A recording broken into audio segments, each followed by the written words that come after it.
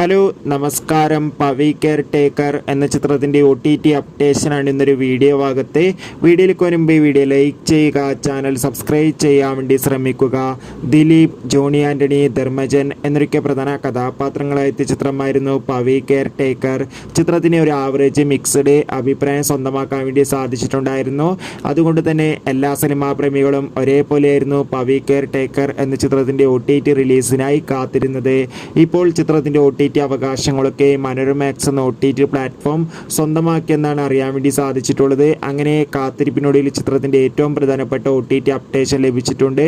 ആ അപ്ഡേഷൻ മറ്റൊന്നുമല്ല, Pavi care taker എന്ന ചിത്രം ഈ വരുന്ന ജൂലൈ മാസം 26-ാം തീയതി മുതൽ മനോരമാക്സ് എന്ന OTT പ്ലാറ്റ്ഫോമിലൂടെ OTT റിലീസ് ചെയ്യുമെന്നാണ് അറിയാൻ വേണ്ടി സാധിച്ചിട്ടുള്ളത്.